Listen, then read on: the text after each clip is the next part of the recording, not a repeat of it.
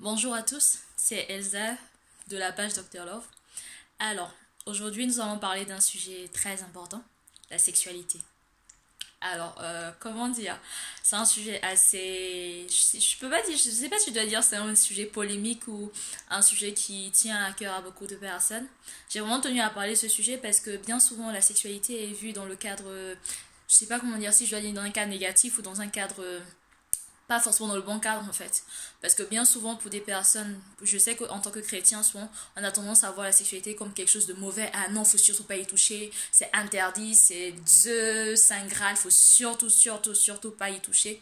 Et d'un autre côté, on a des personnes justement qui ne sont pas chrétiennes et qui ne comprennent pas forcément notre foi, qui se disent mais ils s'en foutent, pourquoi est-ce qu'ils disent qu'il faut pas coucher avant le mariage, ou pourquoi est-ce que pour eux ça interdit d'avoir des relations sexuelles.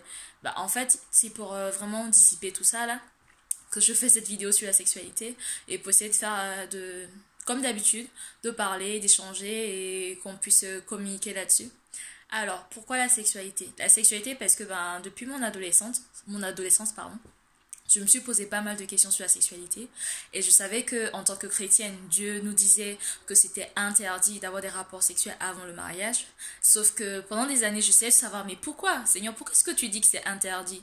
Parce que on a beau chercher finalement, on a beau entendre des prédications, en fait tant qu'on n'a pas la révélation de ça, de pourquoi est-ce que c'est interdit, on ne comprendra pas vraiment les choses.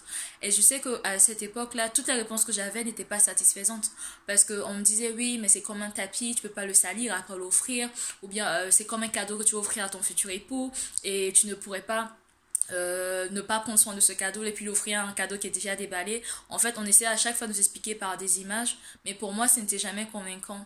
Et au final, en fait, c'est vraiment récemment, en plus c'est quelques années plus tard, que Dieu m'a parlé, m'a expliqué qu'en fait que la sexualité c'est quelque chose de beau, même de très beau, mais seulement dans le cadre du mariage. Et pourquoi?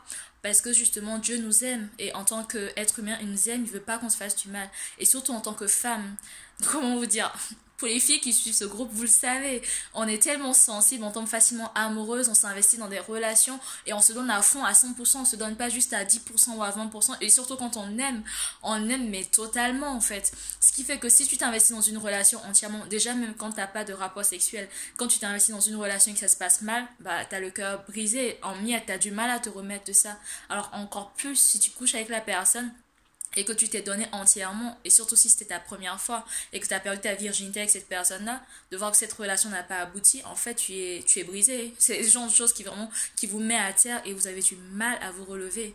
Et c'est vraiment ça, en fait. Et je me rappelle, quand je disais, mais Seigneur, alors dans ce cas, pourquoi est-ce que tu interdis justement aux jeunes de pouvoir justement, soi-disant, jouir des plaisirs de ce monde? Parce que c'est comme ça qu'on nous montre que la sexualité, c'est beau, c'est bien, on passe du temps ensemble, c'est du plaisir et tout. Mais au final, ok, on a passé 10 minutes de plaisir. Mais après, qu'est-ce qu'on fait? Lorsque la relation, ça va mal, lorsque finalement cet homme-là, il finit par te tromper, lorsque finalement il finit par te quitter, qu'est-ce qui arrive? Tu es brisé, tu es à terre, il n'y a plus personne pour te relever. Et dans ces moments-là, finalement, c'est encore Dieu qui va venir t'aider à te relever. Je ne dis pas ça dans le sens négatif parce que Dieu, il est amour, il nous aime. Mais en fait, Dieu m'a fait comprendre que lorsqu'il nous dit certaines choses, c'est pour nous protéger. Quand tu me dis, femme, fais attention à toi, protège-toi, préserve-toi, garde-toi pour l'homme qui sera ton époux. Il sait pourquoi, parce qu'il veut te protéger, parce qu'en tant que femme, on est sensible, on est fragile, pas dans le sens qu'on ne peut pas être aussi forte que les hommes, mais on est fragile dans le sens où c'est facile de nous blesser, c'est facile de nous atteindre, c'est facile de nous faire du mal. Et Dieu c'est tellement ça en fait que dans son amour infini, il nous dit ne fais juste pas ça, ne te donne pas à un homme qui n'est pas ton époux. Et pourquoi est-ce qu'il dit ça? Ben c'est simple. Pourquoi est-ce que tu devrais te donner entièrement à un homme qui n'est même pas prêt à se sacrifier pour toi? Pourquoi est-ce que tu serais prêt à te donner à un homme qui n'est même pas prêt à te reconnaître devant tout le monde, sa famille, ses amis, devant toute la société, te reconnaître en tant que son époux, sa conjointe, en ayant décidé de marcher avec toi sur ce chemin? Comment est-ce que tu pourrais te donner à un homme qui n'est pas prêt à payer le prix pour toi? Parce qu'au final, quand on regarde l'amour, qu'est-ce que c'est l'amour? L'amour, c'est se donner entièrement. L'amour, c'est vraiment être capable de se sacrifier pour la personne qu'on aime, se donner à tous les niveaux, faire des concessions. Et comment peut-on faire des concessions, se donner entièrement si on n'est pas prêt à prendre un engagement envers cette personne? Et Dieu qui est amour nous montre justement l'exemple parfait. Quand il nous a aimés, il n'est pas resté sur son trône en se disant oui, j'aime les humains et tout, je vois qu'ils ont du mal comment dire, avec leurs péchés et que chaque fois ils font des sacrifices pour qu'on leur pardonne. Finalement, oh c'est bien, je vais laisser de là où je suis et puis tranquillement quand ça va aller on verra et puis bon, je verrai ce que je vais faire. Mais non, il n'a pas dit ça du tout. Du haut de son trône, il s'est dit non, l'espèce humaine a du mal justement à avoir son péché pardonné et moi je les aime tellement que qu'est-ce que je vais faire? Je vais descendre sur terre, je vais venir vers eux et je vais me sacrifier pour eux, je vais me donner pour eux. Et c'est ce que le Seigneur il a fait. Il est venu dans la personne de Jésus-Christ, il est allé sur la croix, il est mort à la croix pour nous, il s'est sacrifié pour nous, par amour pour nous, et il s'est engagé envers nous, il s'est engagé à nous aimer jour après jour, il s'est engagé à être là pour nous jour après jour, que ça aille pas, il s'est engagé à être là, à être présent, à nous soutenir, à nous conduire, à nous guider, à être vraiment là, celui-là qui nous tient dans ses mains quand tout va mal, à nous relever quand nous sommes brisés, quand nous sommes faibles, à nous relever. Et c'est ça un engagement. Alors femme, respecte-toi, rappelle-toi ta valeur, tu as de la valeur. Alors ne donne pas ta valeur à n'importe qui, ne laisse pas n'importe qui entrer dans ta vie, ne laisse pas n'importe qui venir dans ta vie et prendre dans ta vie ce qu'il a à prendre alors qu'il n'a pas ce droit légal là de le prendre. L'homme qui est censé prendre que ce soit ta virginité, qui est censé coucher avec toi, qui est censé avoir des relations avec toi, est un homme qui est censé être ton homme, qui est censé être ton conjoint, ton époux, est censé être celui-là qui a pris cet engagement devant Dieu, devant les hommes, devant tout le monde, qui a reconnu qu'il t'a choisi comme son épouse, qui t'a choisi toi et personne d'autre, et qui se tient sur ces engagements-là. C'est cet homme-là à qui tu dois te donner. Parce que oui, on ne donne pas quelque chose de précieux à n'importe qui. En plus, la Bible nous dit justement qu'on ne jette pas des perles à des pourceaux. C'est pour dire que les perles, c'est quelque chose de précieux. C'est comme ta virginité, c'est comme une partie de toi. Parce que finalement, coucher, c'est pas juste coucher. Tu te donnes entièrement, en fait. C'est la partie la plus intime de toi que tu offres à une personne. Et tu peux pas l'offrir n'importe comment à une personne qui va pas prendre soin de toi, qui va mal te parler, qui va mal te considérer, qui va mal s'occuper de toi finalement. Et qui au final, ça va mal terminer. Et tu vas te retrouver avec le cœur en lambeaux parce que justement, tu as laissé accès à un homme qui n'aurait jamais dû avoir accès à cette partie infime de toi. Alors, mon propos aujourd'hui, c'est femme, sache ta valeur. Femme, ne te laisse pas marcher sur les pieds. Femme, ne laisse personne entrer dans cette partie-là qui est tellement intime à part ton époux. Parce que ton époux est celui qui doit avoir le droit légal dans cet endroit-là. Et vraiment, c'est vraiment un encouragement. Parce que je l'ai vécu et je sais ce que c'est que de sortir d'une relation où on se donne entièrement et au final on a le cœur brisé et les choses se passent hyper mal.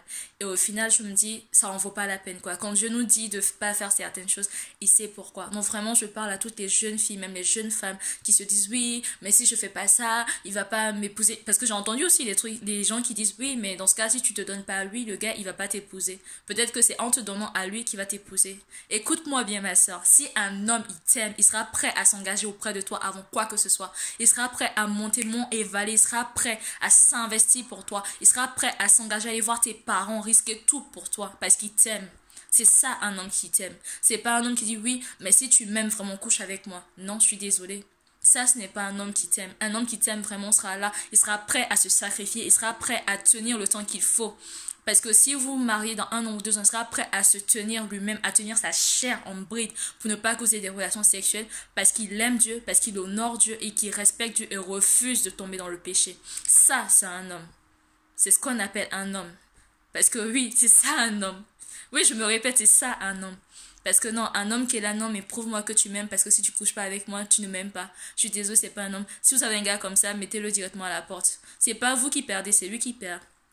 Oui, je le répète, c'est pas vous qui perdez, c'est lui qui perd. Parce que vous avez trop de valeur pour laisser un homme entrer dans votre vie, faire n'importe quoi dans votre vie, saccager votre vie, vous mettre à mal et après il va se barrer et toi tu es là, tu vas pleurer là encore combien d'années sur un homme qui finalement ne te valait même pas, te méritait même pas, qui t'a brisé, détruite et puis au final lui il a continué sa route.